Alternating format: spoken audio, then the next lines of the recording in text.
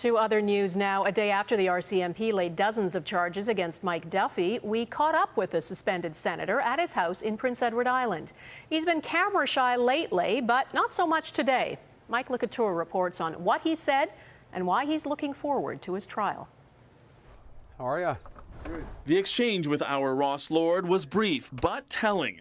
Knowing reporters still want to ask him questions, suspended Senator Mike Duffy answers the door himself. Despite facing 31 criminal charges, including fraud, Duffy remains defiant. The matter's before the courts, Ross, and I'll have my opportunity to tell my side of the story in court, and I'm looking forward to it.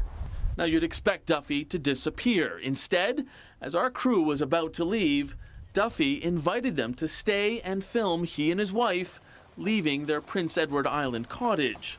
Clearly, he's ready to defend himself. I met the Prime Minister and Nigel Wright. Just the three of us.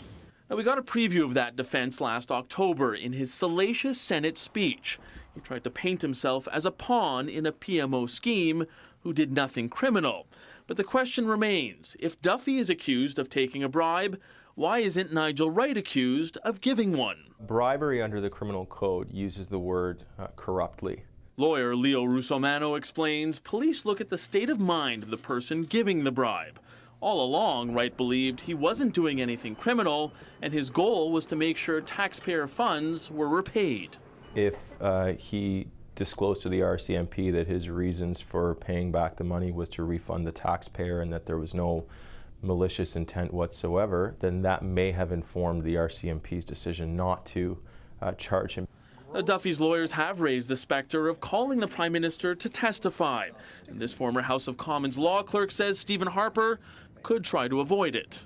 Even if he were to invoke privilege and not attend, it's open to the House, since the privilege belongs to the House, to waive the privilege. In which case, if it did, he would no longer have privilege to protect him. He would have to go and testify.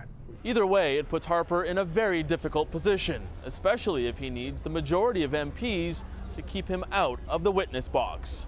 Donna? All right, Mike Lecouture in Ottawa, thank you.